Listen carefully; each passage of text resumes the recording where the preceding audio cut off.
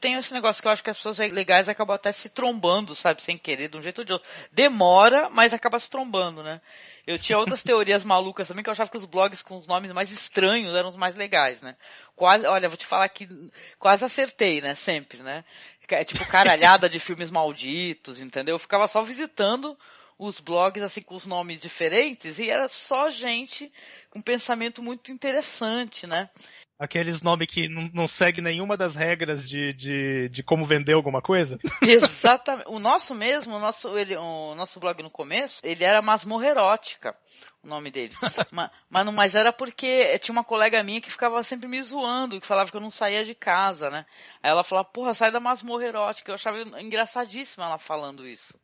Aí eu criei o blog e na época o blog começou a crescer bastante e tal.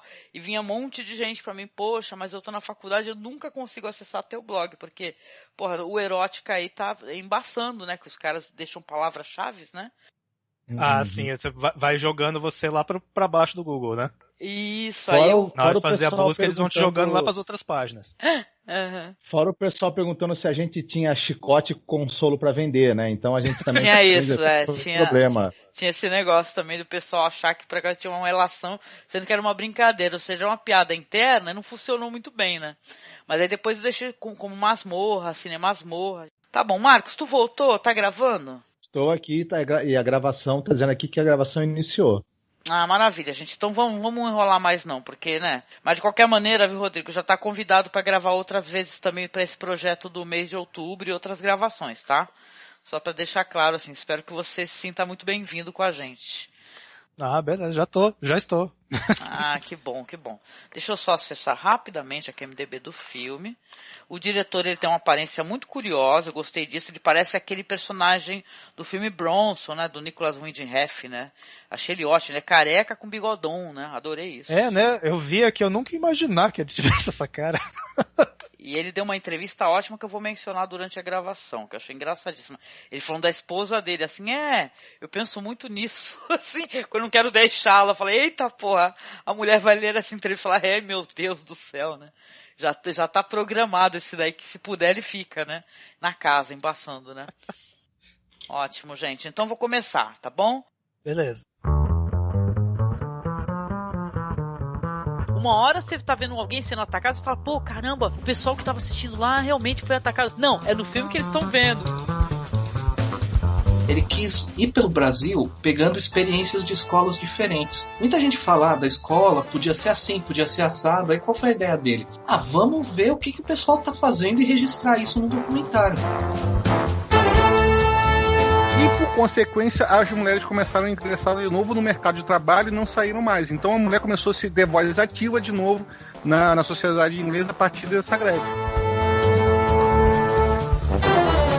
Eu acho isso muito encantador, né, num filme. Ele consiga ter essas duas coisas. Ele diverte, mantém o interesse da gente pelo lado aventuresco e também essa discussão do lado humano, né, e social.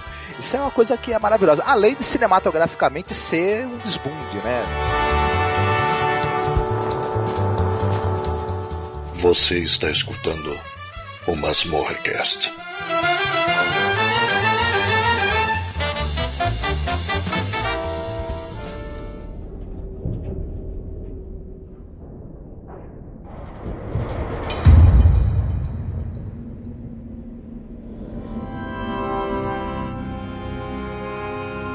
When I was little and we used to move all the time, I would write these notes and I would fold them up really small and I would hide them. What'd they say? They were just like things I wanted to remember so that if I ever wanted to go back, there'd be a piece of me there waiting.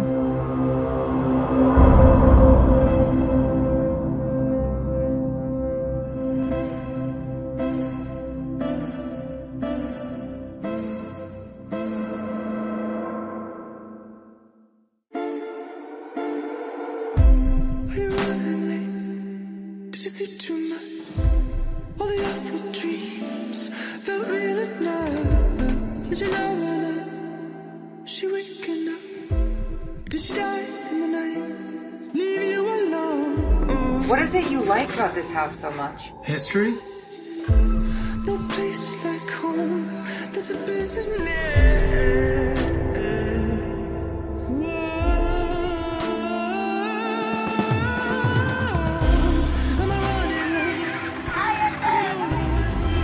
A writer writes a novel. A songwriter writes a song. We do what we can to endure.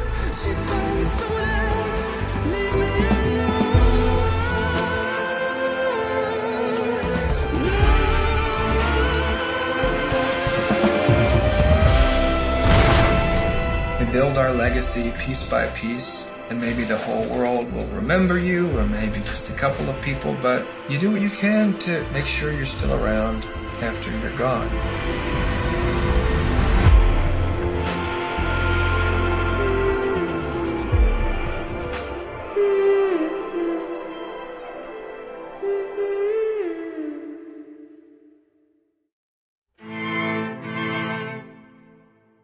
Olá, ouvinte, seja muito bem-vindo, seja muito bem-vinda ao nosso mês do horror aqui no Masmorra. Nós vamos gravar podcasts semanais, rechear bastante o nosso conteúdo com recomendações, coisas curiosas. Mês de outubro, a gente está pretendendo fazer um mês diferente para você, para que você tenha muito material, para que você possa se divertir. E você sabe que a gente gosta muito de terror, de horror, então a gente vai mandar ver. Lembrando aqui rapidamente que esse podcast, né, não estará no feed direto do Masmorra, tá? Esse daí vai estar num feed que é o feed do blog, então vou falar aqui direitinho o feed para vocês, que é o masmorracine.wordpress.com/feed. Então você coloca, a gente vai deixar na publicação e você acessa então por esse feed o nosso projeto, que vai ter bastante podcast. E hoje eu estou aqui pela primeira vez, com muito prazer aqui, finalmente, porque é alguém que eu já estou trocando figurinhas já faz algum tempo, com o Rodrigo, que é lá do Reminiscências de um Lorde Velho. Tudo bem contigo, Rodrigo? Tudo bem, Angélica. Ô, Rodrigo, se apresente para as pessoas, que eu quero que o pessoal vá a lote pro seu blog lá para conhecer teu trabalho, que eu já sou muito fã demais do que você tem feito na internet. Bom, eu até fico em dúvida de como me apresentar, porque continua sendo, o Lorde Velho continua sendo um blog amador, eu gosto de pensar, apesar de trabalhar bastante nele, gosto de pensar nele como um blog amador pelo... Tipo, não é um blog de crítica, de fato, de crítica de cinema especificamente, mas de pensamento sobre horror, não só cinema, literatura, quadrinhos, onde puder encontrar o gênero, né? Apesar de que eu tô devendo mais textos sobre literatura lá, né? E que eu mantenho já faz alguns anos, mas só agora que o blog tá, de fato, eu tenho trabalhado nele sempre. Antes era uma coisa mais de hobby, jogar lá e tal, ficava muitos anos sem atualizar e tal, mas agora tô tentando trabalhar nele pra valer, né? Sim, e um trabalho muito bom, viu, Rodrigo? A gente conheceu o Rodrigo, eu não sei se pode falar isso, mas se não puder, depois eu corto, não tem problema. Porque você tinha uns vídeos maravilhosos disponíveis lá no YouTube, onde tinha extras sobre filmes da Hammer, entrevistas e tal, com legendas, né? E eu tava até conversando com o Rodrigo aqui, o apreço que eu tenho, o carinho por gente que compartilha cultura, entendeu? Porque às vezes você tem um material muito legal, uma entrevista e tal, uma coisa interessante, um extra, um making off, e caramba, está lá no seu DVD, né, no seu Blu-ray na sua casa, e você compartilha com todos, viu? Então, prazer muito grande, já saio agradecendo novamente para você, inclusive. Não, por mim poder falar pode, é o YouTube que acha que não pode, né? Pois é, seu mas YouTube. Por mim eu acho maravilhoso. Eu ainda fico estudando um jeito de poder colocar aquilo de volta online, porque a preocupação não é só para passar para as outras pessoas, é até para mim mesmo. Se eu perder esse material, eu quero conseguir encontrar ele de novo, né? Online e tal, né? Claro, com certeza, viu? Mas não deixe, por favor, ouvinte. A gente tá trazendo o Rodrigo aqui pela primeira vez. Você vai lá visitá-lo, por favor, tá? A gente vai deixar na publicação aqui o blog do Rodrigo, mas você visita lá o lordevelho.blogspot.com.br, tá? Onde você vai ter as críticas do Rodrigo e tal. Agora ele tá mais ativo, né? Tá mais animado. Ele vai ficar mais ainda, porque você vai dar feedback pra ele. Tá bom, gente? Obrigada, viu, Rodrigo, por aceitar nosso convite. De nada. Fiquei feliz, na verdade, de ser convidado. Ah, eu também, meu querido. E eu tô aqui também com o meu parceiraço de gravação, que é o Marcos Noriega. Tudo bem, Marcos? Contigo? Tudo certo. Tirando esse cara que tá aqui do meu lado com um lençol branco e 2 buracos pra servir de olho, tá tudo certo. Meu Deus, não é desenho do Scooby-Doo, não, Marcos? Não. Então, ouvinte, como você tá percebendo, né, pela piadinha do nosso querido Marcos aqui, que ele sempre tem essas piadas legais do tio do pavê, né, que a gente gosta muito, a gente vai falar hoje sobre um filme muito legal que ele está causando, pelo menos eu estou vendo entre os amigos, assim, os cinéfilos, críticas muito boas, que é o filme A Ghost Story, né, que é um filme que foi lançado esse ano, do diretor David Lowery, filme que não sei se dá para caracterizá-lo especificamente como um terror, né, Rodrigo e Marcos, né? Ele tá mais para um drama e tal, mas ele tem uma vibe muito interessante, né? Muito curiosa, até meio malikiana, acho, né? O que vocês acharam, assim, logo de cara? Bom, eu particularmente eu gosto de classificar ele como um terror, apesar dessas diferenças, porque a minha ideia o modo como eu defino terror, seja na literatura, no cinema e tal, é um pouquinho mais amplo, sabe?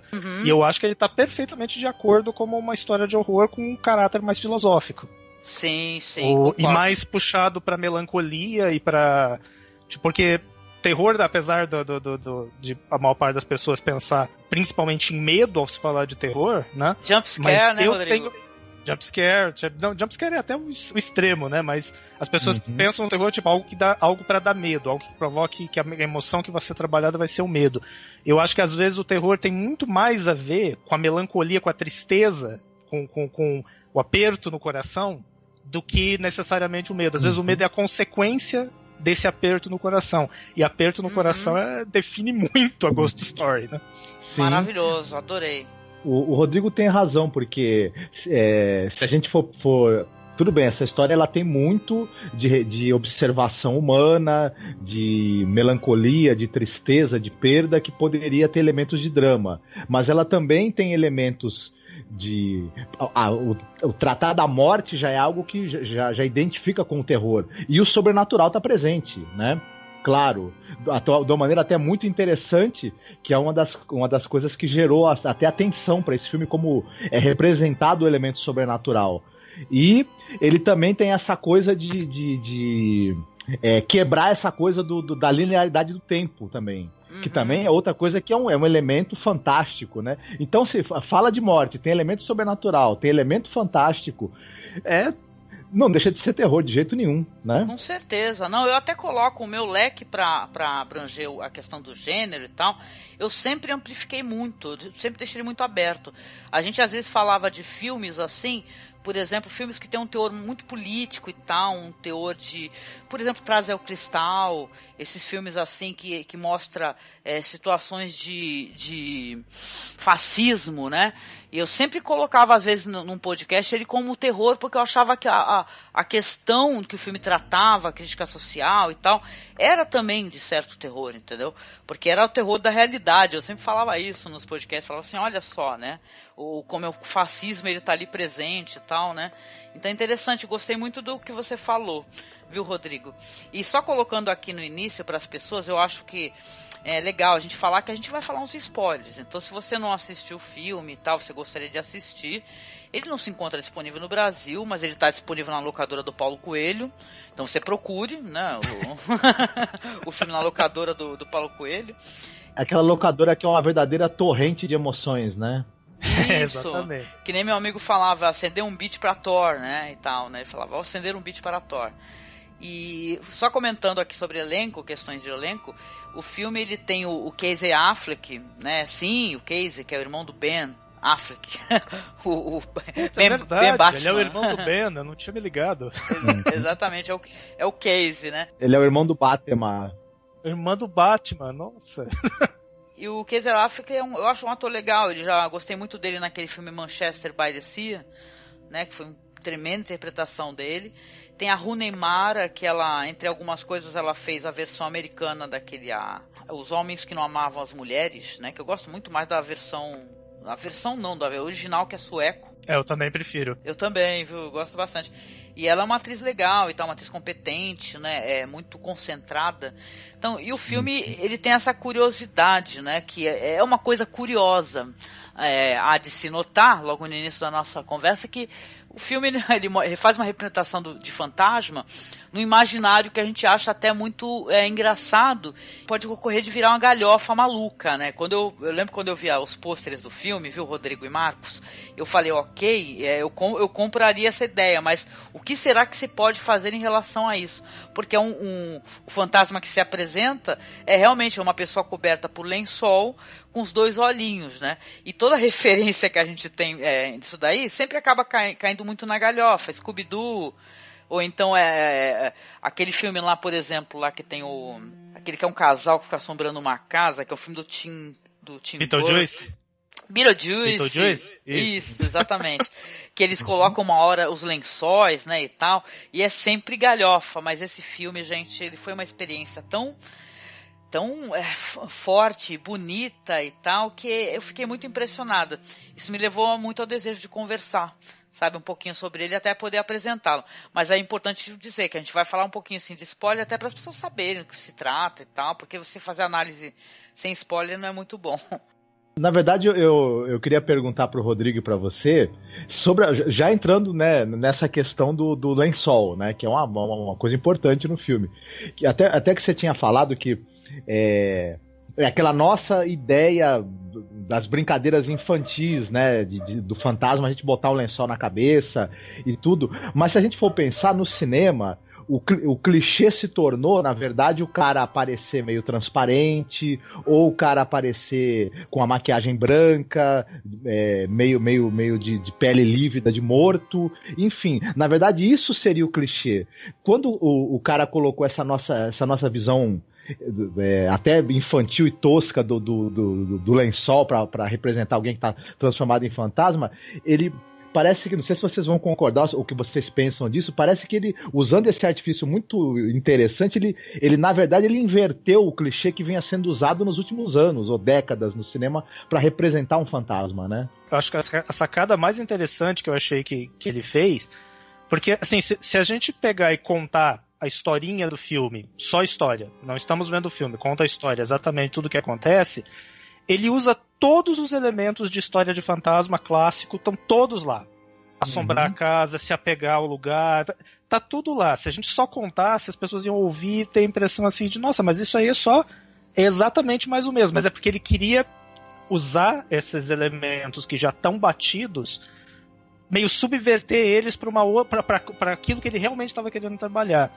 E aí ele partir direto pro arquétipo, né, aquela simplificação do não, o que é o fantasma?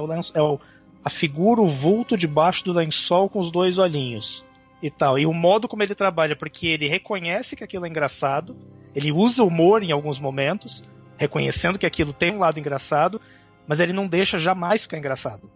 É triste demais, é denso, é pesado, é estranho. E aquele vulto que simplesmente está ali,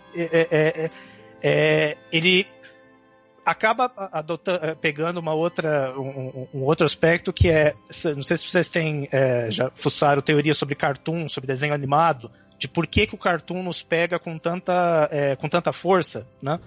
Que se você desenha um rosto de uma pessoa com muitos detalhes, com estilo realista, você tentar desenhar todos os elementos de um rosto, você vê aquele desenho, você sabe que é um desenho, mas a quantidade de detalhes realistas faz você pensar em uma pessoa em particular. Esse desenho representa o rosto de uma pessoa. Se você fizer só uma bolinha, 2 pontinhos e uma boca, sabe? Aquele de rabisco de criança, né? Aquilo passa a ser qualquer pessoa. Passa a ser todos. Sim, vira um ícone do rosto humano, né? O ícone do rosto humano. Então por isso que o cartoon, o desenho animado, funciona muito, porque você é puxado pra dentro dele e você passa a ser aquele cartoon. Você preenche aquele vazio. Então quando ele coloca o fantasma, só aquele vulto, só aquela mortalha, com aqueles 2 olhinhos, ele é o cartoon, ele não é ninguém. Apesar da gente saber quem ele o filme te apresenta, você vê ele no começo, mas ele não tem nome, né? O personagem chama C. Não. Isso, eu ia falar isso agora mesmo, Rodrigo, que boa Ele lembrança. não tem nome, ele é você. Você é chupada pra dentro dele e você tá debaixo daquele lençol. Então ele pega a gente ele é muito. o C e ela é o M, né? A mulher, né? E tal, né? Exatamente. E eu tava aqui curiosa que assim, eu fui dar uma olhadinha assim, em alguma sinopse, até pra poder, né, falar para as pessoas. E o C, que é o Casey Affleck, ele é um músico, diz que é um músico em dificuldade, que ele vive com a sua esposa Amy, a Rooney Mara, em uma pequena casa suburbana na área de Dallas. Uma noite eles ouvem ali um forte golpe no piano, mas eles não conseguem encontrar a causa do barulho, né? Aí, algum tempo depois, o C vai morrer em um acidente de trânsito, né? Num acidente de carro, inclusive fora da sua casa, perto da casa dele. E aí, então, já no necrotério, ele acorda como um fantasma, coberto por um lençol branco, com 2 buracos. E à medida que ele perambula, né, sem rumo no hospital, ele vê que ninguém consegue vê-lo, né? Ele tem aquela sensação que deve ser muito solitária do fantasma, né? Ninguém consegue vê-lo, passa pelas pessoas. Ele sai do hospital, volta para casa, vai observar sua esposa sofrer pela sua perda. E ele continua naquele espaço, né, e tal. Aliás, o filme tem uma coisa, Rodrigo, que eu queria perguntar pra vocês, né? Claro, a gente pode falar outras curiosas. Um fantasma, ele assombra uma casa, né? E ele não pode deixar aquela casa. E quando aquela casa deixa o fantasma, né? Que é o que acontece no filme, né? A casa vai te deixar. E agora, o que você vai assombrar? O espaço, né? Adorei isso no filme. Eu moro numa cidade do interior do estado de São Paulo, né? Que tem muitos casarões antigos históricos, né? E só que volta e meia alguém consegue dar um jeito de demolir algum deles, né? Eu sempre ficava pensando, falei, gente, mas e os fantasmas? Pois Onde é que eles vão depois que o lugar é demolido? O movimento do sem-teto do fantasma. Sim. Vocês leram um quadrinho, ou já ouviram falar, chamado Aqui, do Richard Maguire? Não li. Não me lembro também, não. Esse filme me lembrou muito porque nesse quadrinho ele basicamente ele focaliza uma sala, o canto de uma sala de uma casa qualquer em um determinado local, só que ele vai, ao longo que a história vai passando, ele vai mostrando esse quarto, aliás, essa sala em 1985, depois ele mostra em 2074, quando a casa não existe mais, é o local onde passa por cima dali passa um trem hipertecnológico. Aí ele mostra 1 milhão de anos antes, quando na verdade aquele terreno era totalmente diferente. Ele vai brincando com o que havia ali naquele local em outras épocas. E mesmo quando E mesmo a casa, digamos assim, essa casa que ele focaliza, digamos que ela ficou ali durante, vamos dizer, 50 anos. Ele vai mostrando as pessoas que moraram ali e a vida dessas pessoas também. Coisas que aconteceram naquele local. Tem um pouco disso no filme também. Essa coisa que vocês falaram, que ele passa a assombrar o local ali, não necessariamente a casa. O que quer que vá ser construído ali vai ter a presença dele, né? É uma ideia muito curiosa. E tem uma outra coisa interessante, que depois, quando o filme começa a colocar flashbacks ou voltar no tempo que ele começa a assombrar ele mesmo, a gente fica sabendo que quando ele estava vivo ele já não queria sair da casa. Uhum, o que é uma ideia muito perturbadora, eu sei, sabe? Sim. Aquele apego. Eu não sei o que eles querem dizer com isso, mas eu nem sei se eu quero saber o que eles querem dizer com isso. A ideia em si é assustadora. O filme ele me deixou com quando eu terminei o filme acabou, eu fiquei ouvindo lendo ali as letras dos créditos, eu estava extremamente melancólica. Sabe, porque o filme ele evoca essa melancolia mesmo. Eu tava reflexiva, né, Marcos, pensando nessa questão do apego da gente, né? Porque ele deixa essa sensação incômoda do nosso apego, né? Sejam pelas pessoas que nós amamos, né? Por coisas, por locais, né? E eu até falei pro Marcos, eu preferia pensar que eu sou, sei lá, poeira de estrela, entendeu? E quando eu for, do que eu ficar pensando assim, poxa, eu vou me apegar a isso, a uma pessoa e tal. Eu quero liberdade. Eu senti uma tristeza, incômodo muito grande. Ainda mais que tem um momento, né, Rodrigo, Marcos, que, nossa, ele olha para outra janela, ele olha pela janela, tem muitos momentos de solidão, né? Você vê que ela vai seguir a vida, A vida segue, ela vai continuar, ela, claro, vai passar. Tem cenas de luto dela. Aliás, tem uma cena incômoda pra caramba e totalmente maravilhosa, que ela praticamente devora uma torta inteira, né? E você vê na expressão dela, a câmera parada, né? Ela tá ali comendo e você sente a angústia dela, como se ela estivesse comendo e querendo preencher aquele vazio, né? Da ausência do marido, né? A Rooney Mara tá muito bem no filme, ela tá maravilhosa. Mas eu lembro que aquilo me deixou muito entristecida, muito. Aliás, uma curiosidade, porque é um cameo do diretor, sabe? Do David.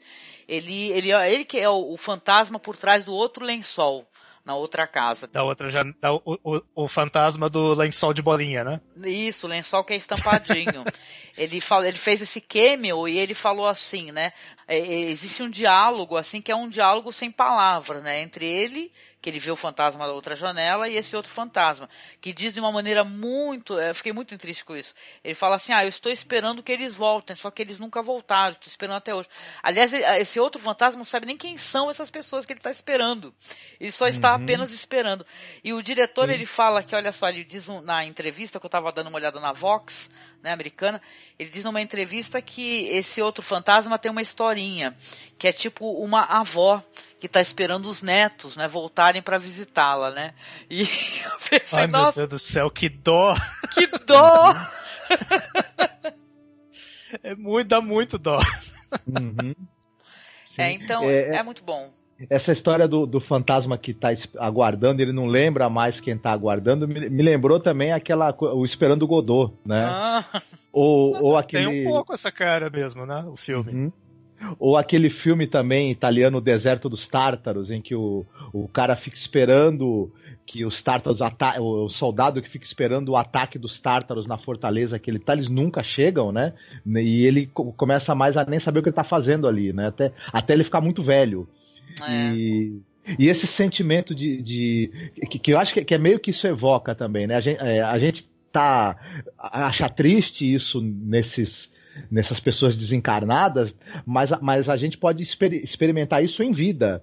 Essa coisa de você estar esperando algo que nunca vem e que você tá tão apegado a conseguir aquilo que chega uma hora que você talvez nem lembre mais por que você tá ali, né? E sua vida passou, né?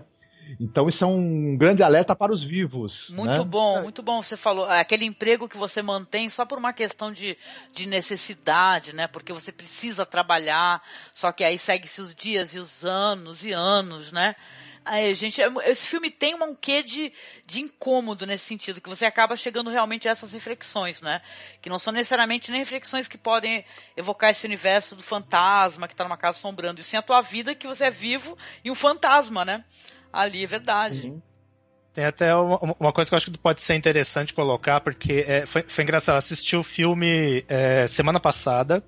Aí, no final de semana, eu juntei uns amigos em casa pra gente rever, né? Eu rever e eles assistiram pela primeira vez, né?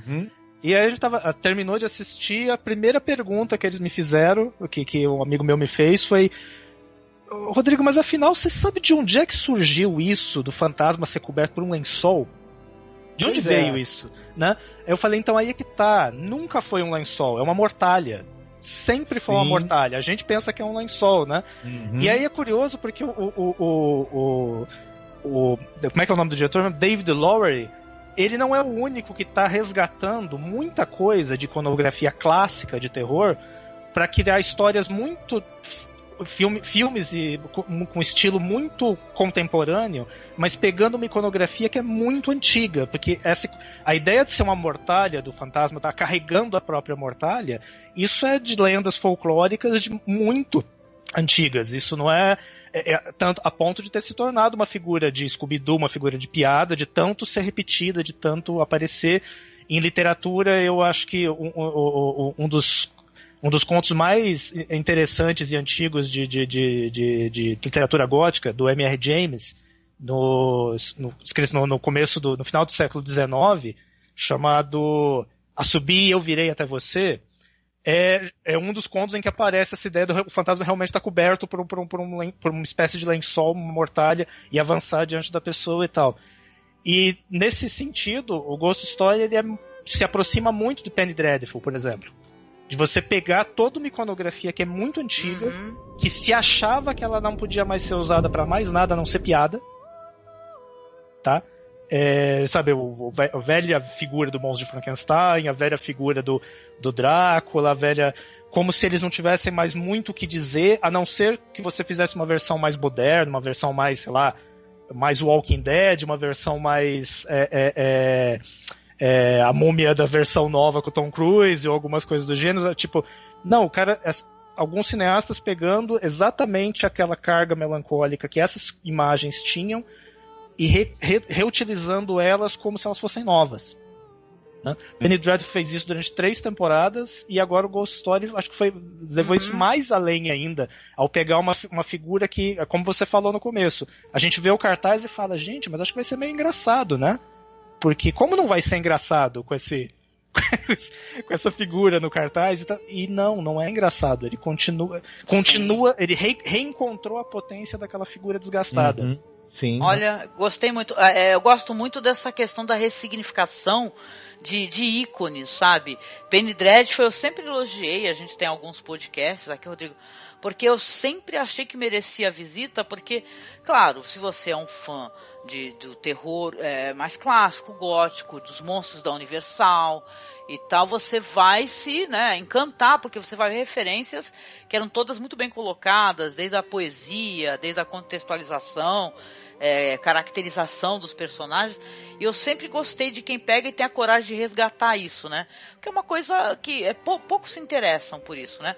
A não ser pessoas como a gente, assim, que a gente está sempre indo atrás, procurando, mencionando, né? Eu gostei muito de saber esse negócio, porque essa questão é mais assustador quando você pensa no fantasma, em vez de você pensar nele como um lençol, é uma mortalha, e é a mortalha dele, ele está coberto. Aliás, a questão da mortalha também é uma coisa que foi curiosa para mim no filme, porque essa mortalha, ela é claro, ali tem você vê que o fantasma ele não está sobrevoando as coisas, é uma pessoa ali embaixo se movimentando, e ao mesmo tempo o jeito como o lençol é posicionado no corpo dele, eu acho isso um acerto incrível do diretor e tal, a questão mesmo de você definir como é que vai ser a fotografia de cena, ângulo e tal, posição do ator, porque o ator tem um pouco para poder expressar ali, né, corporalmente, né, tu tem que se expressar com muito pouco, que é você estar embaixo de um tecido, né, então é muito curioso, porque ao mesmo tempo que ele se movimenta, ou ele está sentado, ou ele se vira para olhar, né, que tem muitas cenas dele se virando, porque essa casa ela vai ser vai ser residência de outras pessoas, né? Vai ter até um fenômeno poltergeist meio ghost, né? Tem até poltergeist. Não é verdade? Mas isso fica muito crível pra gente e não traz nada, zero de vontade de rir. Ao contrário, traz uma melancolia pelo jeito que ele se posiciona e tal. Isso foi muito bem feito, sabe? Foi um acerto impressionante, viu, do diretor. Não, o filme é muito preciso, né? Tipo, quando você tem a sensação de que, nossa, mas peraí, esse negócio vai começar a repetir mesmo, é sério, entra a música. E a música te leva para outra coisa. E tem uma mudança de ângulo, e isso te leva para um outro lugar. Tipo, tem cenas lentas, né? Tem cenas que parece desafiar o público, como essa mesmo dela comer, que a gente vê ela comendo o negócio inteiro, né? Não tem corte, você vê ela comer inteirinho. É quase um desafio, assim, tipo, você vai ficar comigo mesmo? Fica comigo aqui, acompanha ela até o fim, né, e tal. E boa parte do público a gente sabe que começa a abandonar o filme quando você joga uma cena desse tipo, né? Mas apesar dele ter essas cenas lentas, tem uma precisão do tipo, não, ela é lenta porque tem que ser assim. Porque no momento que ela sai e vomita aquela torta, você entende por que aquela cena precisou ser tão lenta, né? Você precisa daquela intensidade chegar no ponto em que, nossa, ela vai lá e bota pra fora e tal.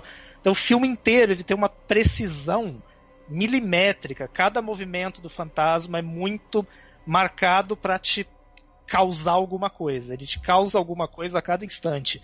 E dentro daquela lógica que é clichê falar, mas é muito verdade. Tipo, menos é mais.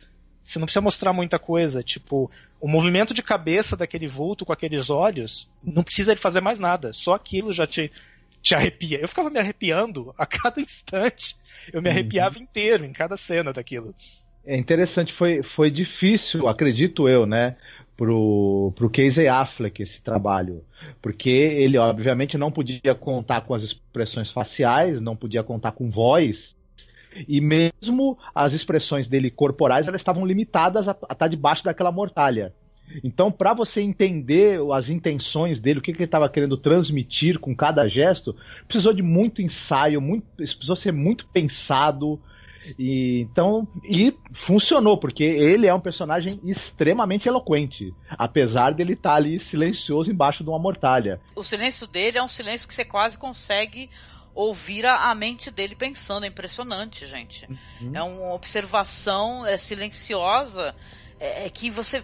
Gente, é incrível, porque ele vai ver essas pessoas. Tem um momento, inclusive, que tem umas pessoas fazendo uma festa, né?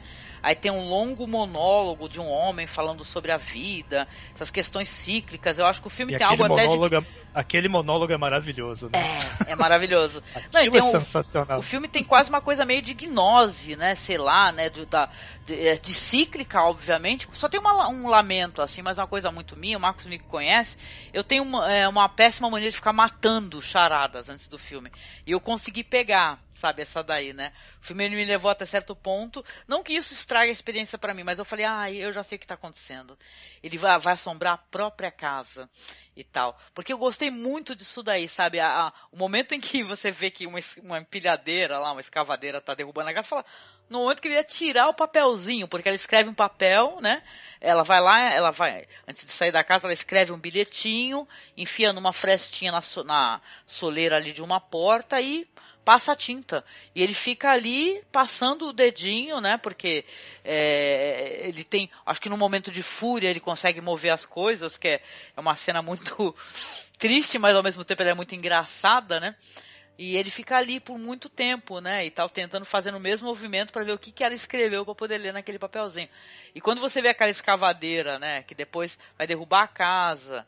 E aí ele vai construir um edifício gigante naquela região. Ele vai andar pelo edifício, pelos locais, pela sala de reunião das pessoas. A hora que o fantasma pula e dá um salto, né? Sei lá, o filme lá, Asas do Desejo, né? E tal. E aí ele vai começar novamente a fazer lá a história dele toda, né? A casa, ela começa desde os alicerces, né? Achei muito fantástico esse negócio do pertencer e do local, essas palavras especificamente. Porque você vê ali o cara que está construindo a casa com sua família, que ele também ele não pertence ali, na verdade, ele é um território que você vê que tem território indígena, não é isso? Território indígena, né? Ele tem a questão do pertencimento, então ele vai ser também banido dali. Mas eu fiquei pensando na minha cabeça, porque eles não ficaram fantasmas naquele local, né? E ele vai ver toda a questão do apodrecimento dos corpos, né? Da natureza se metendo entre os corpos, os ossos e tal. E vai voltar toda a história até o começo, até o ponto em que ele mesmo vai entrar com a esposa dele na casa, né? E pelo que eu entendi, ia ficar cíclico e rolando isso daí enquanto, né? Porque ele tá preso ali, né? Ele, na verdade, ele tá aprisionado no local, porque acho que é a própria curiosidade dele também, né? Sobre o que ela escreveu, né? Genial. É engraçado porque, assim, só nesse pouquinho tempo que o filme saiu, eu já vi muita interpretação contraditória, e eu acho ótimo. Tipo, cada pessoa meio que tá interpretando certas coisas de um jeito. Tipo, essa coisa dele ter... Eu interpretei, quando eu assisti, que no momento que ele salta do prédio, eu achei que ele voltou no tempo, porque, tipo, tão apegado ele tava àquele local, que ele... Ok, o local não existe mais, eu volto pra voltar. Ele meio que rasgou o tecido do tempo e da realidade naquele momento, né? E voltou pro passado, isso mesmo, eu concordo contigo. Mas eu pensei dessa forma, mas aí logo depois eu li, você falou de gnose, inclusive eu lembrei, eu li um artigo que saiu no blog Cine Gnose, não sei se vocês conhecem esse, que é um professor de semiótica que mantém esse blog, é bem bacana, ele escreve muito sobre cinema, e ele interpreta de outra forma, ele interpreta como, ele fala que a dica para isso estaria no momento que cai um livro do Nietzsche aberto numa determinada página, que ele derruba o livro, né, e tal, ele interpreta como eterno retorno, tipo, não, ele não voltou no tempo, o tempo recomeça e ele está no mesmo lugar. Tipo, todo o tempo do universo chega até o fim, volta e começa tudo de novo e ele continua falando. Eu falei, gente, é pior ainda.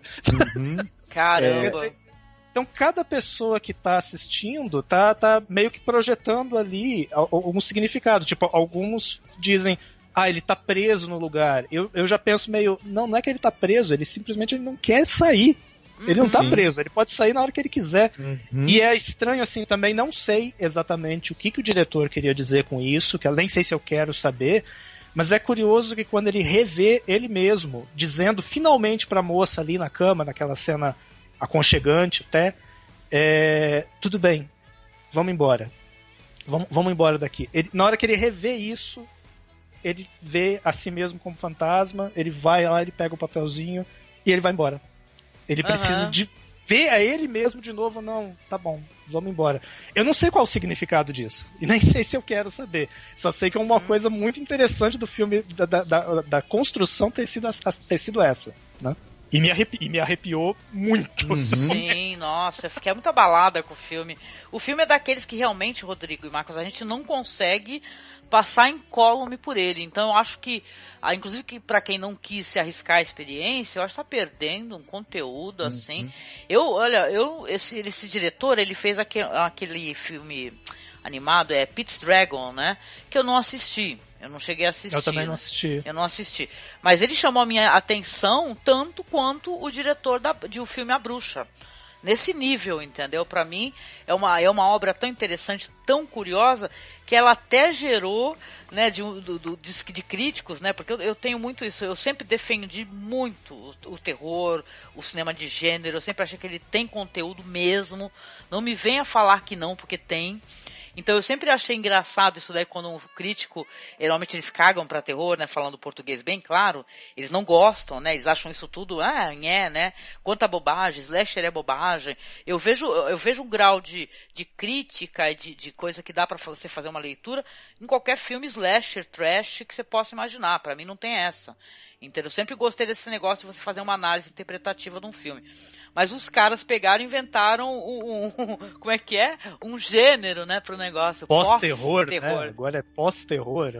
Que eu gostaria até depois, Rodrigo, depois se você puder, a gente conversar um pouquinho sobre isso, porque eu não vi nenhum podcast mencionando essa questão polêmica. O pessoal tem um vídeo muito bom, que aliás o vídeo que tu me recomendou, eu também assisti com o Marcos, viu? Gostei bastante desse rapaz aí que fez essa análise excelente sobre essa questão da polêmica do pós-terror. Mas eu sempre achei, enquanto cinéfilo, eu conheço muita gente, entristecida porque a pessoa não se importa. Tu fala assim, eu não gosto de filme de terror. Claro que eu conheço gente que, infelizmente, fala inclusive que não gosta de ficção científica, né? Aí eu falo, meu Deus do céu, apenas pare. Só pare, né? E tal, de ficar falando essas coisas. É ruim da cabeça e doente do pé, já vou falando. Exatamente. Não, e você vê assim, que a pessoa começa a gostar de uma coisa, de um gênero pela qual ela sempre torceu o nariz, ela quer inventar um nome pro negócio, sabe? É o cúmulo, né? O fim da picada. Achei bem bizarro isso, tipo, de repente, foi pego de surpresa pra essa história de pós-terror. Falei, mas que pós-terror? Tipo, quer dizer, agora que estão começando a fazer filmes de terror realmente bons, você quer mudar o nome do gênero?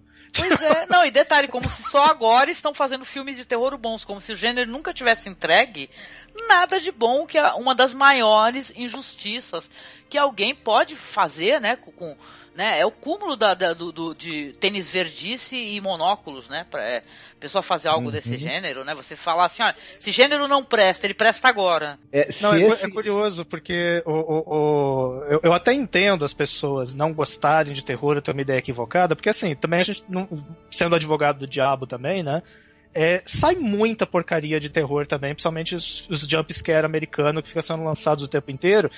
E acabou, eu acho que de tanto excesso desses filmes, aí vamos dizer, não é só os filmes de terror ruins, mas filmes ruins de todos os gêneros de modo geral, que acabam acostumando as pessoas que aquele gênero é só isso. Sei lá, que filme de ação vai ser só explosão, que filme de terror vai ser só susto, que filme de comédia vai ter só piada de peido ou alguma coisa do gênero, sabe? Tipo, e as pessoas começam a confundir, começam a achar, não, o gênero é isso, o gênero tem isso, então, o filme de terror não tem susto, não é terror. O filme de terror, ele tem uma abordagem diferente, tipo, não precisa nem ser um ghost story, pode ser... Vocês chegaram a assistir daquele diretor novo, Mike Flanagan, os filmes que ele tem feito? Minha querida, eu sou uma das defensoras do Mike Flanagan, que tu não tem noção. Eu já falei do Absente. O Mike Flanagan merece todos os defensores que ele puder encontrar. Ele é maravilhoso, porque... ele é um dos caras, assim. Quando a gente assistiu Absentia, né, Marcos? O Marcos assistiu comigo. a gente pagou um pau maluco pelo filme, porque é tipo filme de R$1,99. Entendeu? Onde o cara precisou ali fazer. Ele teve muito de roteiro, de interpretação para um filme barato e tal, que não exagera. Uma história angustiante, absurdamente assustadora. Então eu adoro o Mike Flanagan, eu gosto dele bastante mesmo. Inclusive tá para sair dele, você deve saber, né? Do King. O Jogo Perigoso, né? Que é um livro muito bom. Sim, eu tô esperando sair esse aí agora. Tô ansiosa. Eu gosto. Esses caras do terror, os recentes, a gente ama todos. Desde os caras que fazem até um terror assim que o pessoal meio que torce o nariz, que é o terror que tem muito gore, é uma violência gráfica muito forte. Mas eu gosto, entendeu? Eu sempre gostei desse terror também quando ele tem essa questão gráfica, né? A gente gosta dessas paradas, a gente nunca fez, mas a gente é louco pra fazer um podcast sobre cinema extremo, né, e tal, onde o negócio é um pouquinho mais pesado, mas a gente acha que também vale muito a pena conversar sobre. Mas acho engraçado isso daí, porque a maior parte das pessoas que eu conheço, salvo alguns, né, que são pessoas legais, as pessoas não gostam de terror. As pessoas vão ver, claro, um gênero que eu adoro drama e tal também. Mas o terror, sabe, que parece que você se sente um garotão da locadora, porque parece que você tá falando sozinho. Né? É assim, parece, você é o maluquinho da locadora que não sai da sessão de terror. Como se na sessão de terror não tivesse coisas boas. O diretor mesmo aí, o David Lowery, ele fala que uma das referências dele, um filme que ele adora, e eu também amo tudo, tanto o filme, né, a adaptação, como o conto, né, eu gosto muito dos Inocentes, tá, que é do Jack Clayton, e ele fala que é uma referência pra ele pensou muito nisso, ele adora histórias de fantasmas e tal. Esse filme tem uma cena assustadora, muito boa, né, de 61.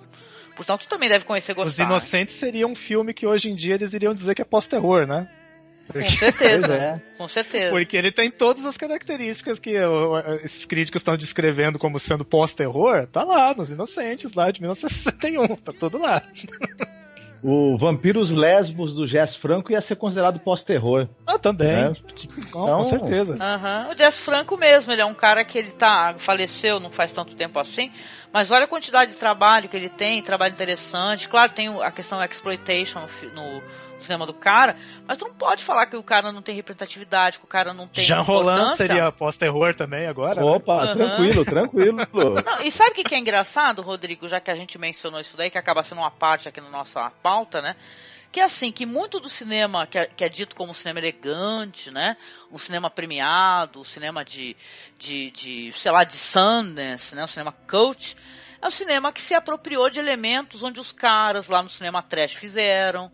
Entendeu? O cara lá do Silent Running, ele afirma publicamente, né, o diretor de Silent Running, aquele clássico lá do sci-fi, que ele gostava daquele filme lá do Todd Browning, não lembro o nome do filme. Freaks, obrigada, Marcos. Ele fala que ele usou muito do Freaks, né, de personagens e tal, movimentação, para poder fazer os robozinhos, lá o Guinho, Zezinho, Lizinho. Então, cara, como o cinema dito elegante, cultuado, o cinema sci-fi, um cinema dramático, se apropriou de elementos que outros caras fizeram. Outros caras foram lá e começaram a trabalhar aquela ideia, né? O cinema, é isso que eu acho ruim, assim, quando a pessoa fala que não gosta de um gênero porque tem porcarias ou não. Porque tem porcaria, mas no meio da porcaria tem um elemento ali que um outro diretor vai ver e vai se interessar. Né, o Tarantino mesmo, ele é totalmente referencial ao cinema dele, cinema de outros países, cinema de outras épocas, um cinema, né, coisas que o pessoal considera totalmente galhofa e ridículo. E ele foi lá, fez de uma outra maneira, mais elegantemente filmado e tal, né, com muito mais orçamento, isso é importante colocar, e tem essa questão. Então, por isso que eu respeito muito demais, entendeu? E eu nunca gostei assim. Claro, tem a questão do jumpscare. Porque assim, Rodrigo, quando a gente foi assistir A Bruxa, foi um pesadelo, entendeu? Porque o filme, ao mesmo tempo que ele estava sendo muito comentado, o cinéfilo comum, o espectador comum, achou que tinha que ter jumpscare, ficou bravo com o filme, né? Eu fui assistir A Bruxa sozinho no cinema e, nossa, foi um dos momentos mais solitários da minha vida. Aquele cinema inteiro enfurecido com o filme. Comigo também. Eu lá... Eu até cheguei a escrever sobre isso no blog. Quando eu escrevi sobre A Bruxa, eu não escrevi tanto sobre o filme, eu escrevi sobre a experiência no cinema de assistir A Bruxa. Foi um pesadelo, gente, porque o pessoal bradava, né? Teve uma grande falta de educação, mesmo assim com quem estava no cinema. Foi triste. Você vai no cinema pra ver um filme de bruxa e acaba assistindo um espetáculo de ogros, né? Não é legal. Pois é. Mas até eu queria, até para deixar claro, assim, para separar bem as coisas e tal, até quando eu entendo de ter ficado as coisas dessa forma, porque assim, quando eu falo que tem muita produção de filmes ruins do americanos agora, deixando bem claro assim que quando eu falo ruim não quero dizer de nenhum subgênero específico, mas aqueles filmes que o que eles têm de ruim não é o fato de fazer alguma coisa ou a tosquice eu adoro, na verdade. O que eu acho ruim é aqueles filmes que parece que eles foram feitos de acordo com uma cartilha financeira, entende? Tipo, tem que ter um susto aqui, tem que ter um personagem aqui pro público se identificar. A gente já prevê o jumpscare, né, Rodrigo? Exatamente, um negócio assim. Por isso que eu falo que não é só pro terror, isso na verdade para qualquer gênero isso tem acontecido muito. Aquele filminho que parece que ele foi feito saiu numa escala industrial. E essa quantidade de filminhos, assim, aqueles que você assiste e esquece deles logo depois. Mas é o que mais tem nos cinemas. Então vai meio que, eu gosto de usar a palavra adestrando, ele adestra o público a esperar sempre a mesma coisa. Uhum. Então chega a bruxa e não te dá aquilo que você foi adestrado a ver. Tipo, ele não diz pra você, olha, agora é pra você assustar. Olha, agora é pra você ter medo. Olha, agora é o momento do alívio cômico. Ele não diz nada disso. Você tem que decidir. Se tem alívio cômico ali, não sei, tem? Será que tem? Você que tem que ver. Ghost Story, que hora que você vai rir? Tem hora pra rir? Não sei. Tem um amigo meu assistindo comigo, riu em algumas partes, faz parte. Mas as partes que ele encontrou, não as partes que o filme sinaliza pra você. Então, quando você tem esse cinema industrial, que aí sim, é pura máquina, não é, quase não tem arte ali, é só máquina. Não é como vai acostumando as pessoas, a pessoa assiste alguma coisa, e aí pode ser tanto uma Ghost Story, pode ser um slasher, pode ser um giallo, pode ser um estilo trash com gore extremado, qualquer coisa que quebre esse padrão máquina de filme feito na prancheta financeira, simplesmente, as pessoas não estão acostumadas a ver, então elas não conseguem processar, elas não conseguem entender aquilo. Então, quando eu falo de muito filme de terror ruim, é nesse sentido que eu quero dizer o ruim, até para ficar claro, para as pessoas não se confundirem também, assim. Claro. Não, e eu te sigo e tal, e vejo teus compartilhamentos e tal, a gente acompanha teus diálogos e tal, a gente sabe que muito bem que tu tem um coração no lugar certo, né? Mas eu falo, tem essa expressão, ter o coração no lugar certo, que tu entende como é que funciona e tu compreende toda essa questão que converge do cinema, né? Que o cinema tem esse negócio de você, ele se apropriar, né? O cinema ele se apropria de si mesmo, né? Independente de culturas, de regiões e tal. Mas, de qualquer maneira, é um filme totalmente cabuloso, interessante. E a gente não mencionou, né, o Rodrigo, Marcos, que tem a questão do aspect ratio, né, do filme também, né, que isso daí também foi uma coisa gostosa. E é uma coisa que ele tem em comum com a bruxa, de usar um aspect ratio muito incomum, né? Tipo, a bruxa tem um aspect ratio também de 1,66, né? Que não se usava mais desde os anos 70. Uhum, os filmes dos anos 70 tem muitos deles, pelo menos no cinema europeu, usavam 1,66, aí parou de usar. E quando a bruxa volta a usar esse aspect ratio, é quase como se o diretor estivesse dando uma piscadinha pra gente, dizendo, olha, é desses filmes que eu tô querendo... É com essa tradição de cinema que eu quero me vincular. Exatamente. E aí vem a Ghost Story e faz um filme inteiro com cara de fotografia antiga, né? De retrato desses... Sabe esses álbuns de fotografia? Parece uma Polaroid, né? Muito legal. Parece uma Polaroid. Eu achei o máximo aquilo. Fica muito charmoso. Fica muitíssimo charmoso, querido. E você, Marcos, alguma consideração? Porque a gente já se encaminha pros finais aqui. Gostaria de colocar mais alguma coisa? Fica à vontade. Não, sobre essa questão dos aspectos técnicos, né? O Rodrigo falou da bruxa, né? Você também gostou bastante desse filme. Além desses diretores aí do nosso maravilhoso pós-terror, que não é, né? Que é terror, né? Eles trabalharem as temáticas de uma maneira diferente, mais contemporânea, talvez assim. Não diria nem necessariamente melhor do que filmes do passado, apenas mais contemporânea e com uma complexidade que tá mais para as discussões que a gente tem hoje sobre determinados assuntos, né? A gente está numa sociedade com muita informação, onde há muito espaço para discussão, inclusive para discussão sobre o passado, né? Então, toda essa carga de reflexão tá nesses filmes, tematicamente falando. E também são pessoas com uma formação sólida enquanto cineastas e que têm domínio técnico muito grande. E também aproveitam para trazer formatos, trucagens e experiências que o cinema estava meio abandonado, estava meio para trás, até por conta do que o Rodrigo falou, dessa lógica de produção aí do cinema mais comercial, que ele está sempre buscando ser cada vez mais tecnológico, formatos mais baratos, mais enfim, mas que deixam um pouco com formatos consagrados e que funcionavam muito bem e que traziam, casavam bem com certas temáticas. Esse pessoal também está trazendo tudo isso de volta dentro dos aspectos técnicos. Isso vai influenciar o cinema, tanto o cinema de terror quanto o cinema fantástico e o cinema de outras áreas, até das grandes produções. Daqui a pouco a gente vai ver temáticas e técnicas desses filmes aí, desses novos filmes de terror tão interessantes, aproveitados aí pelo cinemão. Aguardem que já vai acontecer. Não, ele já vem fazendo isso, já faz algum tempo, diga-se de passagem, né? É verdade. Não, e a gente tem vivido uma fase assim, que é por isso que talvez tenha rolado essa questão da polêmica do pós-terror aí, que esse crítico colocou de maneira infeliz, né? Que estão vindo coisas boas assim que estão chamando muita atenção, né? E claro, agregando cada vez mais fãs, né? E mais gente para conhecer esses novos cineastas. A gente teve ali o It Follows, né? Que isso daí na época já fez um furor, né? O Rodrigo, a Corrente do Mal, né? Corrente do Mal aqui no Brasil, tá na Netflix, foi um furor, né? Porque era o jeito como a história, a narrativa era interessante, aquela questão, a questão de anacronismo e tal, e... Aquele visual de anos 70, mas com pessoas usando iPod, celular e coisas assim, né? Que você fica, ué, mas peraí, o que é isso? O que é isso, né? Não, e aquele subtexto todo que o filme tem, que ele acaba trazendo a questão de você ter que...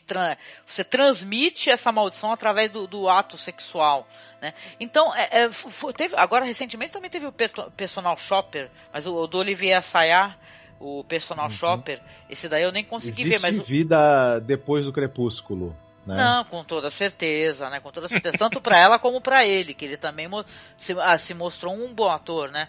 Então, mas a questão é que aí começou a balançar meio que aquela vidinha confortável do crítico frequentador de festival, né? E tal. Então, quando ele vê que os filmes no festival estão chamando a atenção e tal, porque acaba fazendo o quê, né? Acabam sendo obrigados a se manifestar. Eu gosto muito da pessoa que tem uma mente mais aberta nesse sentido, né? O Ghost Story foi incrível. A gente assistiu aquele também, Ao Cair da Noite, também foi uma experiência incrível. A gente adorou isso daí, a gente ficou conversando um tempão, não gravamos nenhum podcast, mas foi sensacional, foi incrível e tal, e eu tô muito feliz, na verdade. A gente, enquanto que é fã de terror, a gente, na verdade, tá batendo palma aqui, né? E tá falando assim, olha só, a gente já tem falado que isso daí tem valor, né? Que bom que você tá descobrindo agora. Espero que isso daí faça com que você continue pesquisando, por favor, né? Que você não fique achando, que a gente tava conversando um pouquinho off, que o Vincent Price é só galhofa e tal, que a Hammer é só bobagem e tal, que tudo no sci-fi, até no sci-fi antigo, de baixo orçamento, que aquilo não tem um subtexto para você fazer uma leitura, né? Então, a gente já vem falando há muitos anos. E a Ghost Story, né, trouxe esse presente, né? Foi incrível, foi bom demais, gente. Até para dar uma última provocada nesse negócio de pós-terror e tal, e aproveitar, né, a chance que eu acho interessante, que eu não vejo muita gente mencionar sobre isso, do A Ghost Story, né? Quem gostou muito do A Ghost Story provavelmente deveria, caso não tenha feito isso ainda, procurar os contos do escritor americano Ambrose Bierce, que é um dos clássicos da literatura de horror e tal, porque eu achei muito semelhante a abordagem do diretor para outros fantasmas e para além-vida, o que quer que seja o além-vida, com os contos que o Bierce escreveu no final do século XIX. Que ele tem, só para dar um exemplo rápido, ele tem um dos contos mais famosos dele, chamado A Estrada ao Luar. Ele é dividido em 3 partes, cada parte contada por um personagem. Primeiro pelo filho, depois pelo marido, depois pela esposa. Só que a esposa está morta. Então é a história do assassinato dela contada primeiro pelo filho, que sabe uma parte do que aconteceu, depois pelo marido, que sabe uma outra parte, e quando chega na terceira parte, que você sabe que a parte vai ser narrada pela mulher que está morta, você já imagina, nossa, então agora eu vou entender o que aconteceu, porque ela está morta, ela sabe todo o... E não, ela é a que menos sabe. Ela é um vulto vagando solitário, ela não sabe por que morreu, ela não vê outros fantasmas, ela não pode falar com os entes vivos. É uma história de uma tristeza muito pesada que te atinge e aquela coisa, se o pós-terror, se aquilo que as pessoas estão chamando de pós-terror é isso que eles estão descrevendo agora, Ambrose Bierce escrevia pós-terror no século XIX. Desculpa aí. Sim. O A Ghost Story, ele não está inventando algo novo. Ele está criando uma visão contemporânea e tal, mas ele não está criando algo novo. Pelo contrário, ele está resgatando coisas que talvez tenham sido esquecidas. E que precisam ser lembradas da literatura. E aí a gente amplia um pouco o leque, né? A gente para, porque às vezes a gente fala muito só de cinema e a gente fica com alguns vícios, né? Não só cinema, literatura, às vezes teatro. Até porque o terror, o gênero veio da literatura, né? Então com certeza tem um valor imenso. Lembrar o que é realmente terror, né? Do que terror se trata, afinal, né? Pra não ficar repetindo só as bobagens que falam sobre pós-terror e coisas pois assim. Pois é. Né? Uhum. Não, que se o cara quisesse realmente cunhar um termo, ele poderia tentar chamar de meta-terror, no máximo, né? Que, digamos assim, continua sendo terror, mas traz elementos que vão um pouco além do que a gente está acostumado de ver. Agora, pós-terror é uma negação do que é o terror, muito pelo contrário, esses filmes eles reafirmam tudo que o terror sempre teve de bom. Né? Exato. Exatamente. Excelente, gente. Eu brinquei um pouquinho outro dia, mas assim, é brincadeira entre amigos, tá? Mas a gente tá entre amigos aqui também, então eu ficava chamando o Ghost Story de Indie Gothic. Indie Gothic? Mas é zoeira, não é pra levar a sério e começar a transformar isso em subgênero, não. Pois é, né? Porque ele tem um quê do cinema indie, né? E tal, elementos do cinema indie, gótico, porque tem essa melancolia, né? E tal, né? Muito bom, muito bom. Eu lembro também, viu, Rodrigo, só pra fechar aqui, que as pessoas também, alguns críticos referenciaram A Ghost Story com aquele filme do Apichatpong, né? Ele tem um sobrenome comprido, o Eresetaku, né? Só que ele prefere que chame de Joey, né? Que é aquele diretor tailandês.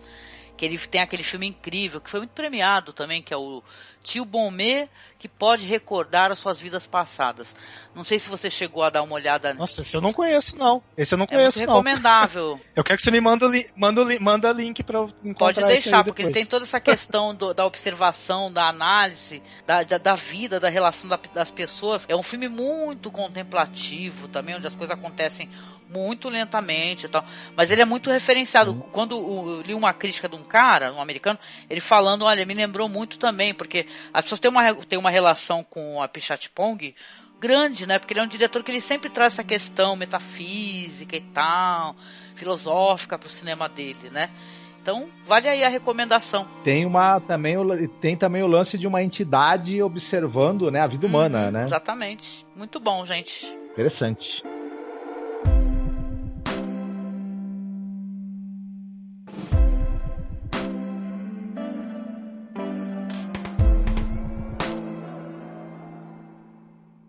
Primeiramente agradecer aqui, eu adorei conversar com você, Rodrigo Danado, adorei conversar com você, viu? Eu deveria ter feito isso muito antes, se eu soubesse que ia ser tão fácil assim conseguir, viu? Tô muito contente, viu, Rodrigo? Espero que você volte, viu? A nossa casa é uma casa muito simplesinha e tal, mas tu pode abrir a geladeira, tem uma cervejinha lá gelada. Fique sempre à vontade aqui na nossa masmorra, muito humilde, viu, querido? Foi um prazer. As próximas postagens que eu vou fazer vão ser um pouco mais sobre literatura agora, porque eu tô devendo, né? Eu tô escrevendo quase que só sobre cinema lá também, então até... provavelmente eu vou acabar escrevendo um pouco sobre o Ambrose Bierce também, que eu mencionei agora. Eu fiquei muito curiosa. Quem tiver interessado em saber mais pode procurar lá daqui a sei lá, daqui a uma semana ou duas é capaz de ter alguma coisa nova. Sim, não tomara. Eu vou assumir que eu nunca li nada do Ambrose Bierce, né? Eu vou procurar, viu, Rodrigo? Porque você fez essa menção aí, eu fiquei curiosíssima, eu adoro, viu? Também sou uma leitora de literatura de cinema fantástico, do terror e tal, eu gosto bastante, viu? Obrigada pela sua participação mais uma vez e estamos aqui presentes aguardando sua volta, viu? Seu retorno, meu caro Lorde Velho. Obrigado a vocês, feliz por ter sido convidado. E agradecer ao meu parceiro aqui, o Marcos Noriega. Marcos, querido, quer fazer um jabá? Quer deixar um recadinho no final? Não, o jabá você tá mais qualificada do que eu pra fazer, né? Eu sou a jabazeira do negócio. Uhum. Mas eu adorei conversar com o Rodrigo, viu? Gostei muito, adorei conversar sobre esse filme, né? Também que me causou um impacto assim, tô pensando nele até agora. Uhum. Então é sempre bacana a gente conversar com pessoas interessantes e sobre assuntos interessantes que são do interesse da gente, né? Principalmente o terror. Sim. Né? Foi bem legal. Eu que agradeço e fiquei contente, né, com essa gravação da gente. Ai, que bom, eu também. E para você, ouvinte, nosso muito obrigado, né? Nós agradecemos muito a sua audiência. Você, por favor, você comente aqui embaixo se você assistiu a Ghost Story. O que você pensa sobre essa polêmica do pós-terror? O que você tem a dizer? Você tem mais recomendações? A gente está sempre aberto também, inclusive, a conhecer mais coisas. Tá? Então não deixe de comentar aqui na nossa publicação. Você pode mandar um e-mail pra gente, caso você queira. Nosso e-mail é contato.cinemasmorra@gmail.com. Nosso perfil lá no Twitter é @masmorra_cast e a gente tem a nossa página lá no Facebook, a nossa fanpage, né? Onde a gente publica os textos da Liv, né? Que a Liv tem o calabouço da Liv, que ela fala sobre cinema, é muito interessante. E a gente também publica os podcasts por lá. Então não deixe de acessar. É facebook.com/cinemasmorra. E é isso, gente. Um grande beijo e até o próximo podcast. Beijoca, tchau. Fiquem bem. Tchau. Fiquem bem. Até a próxima.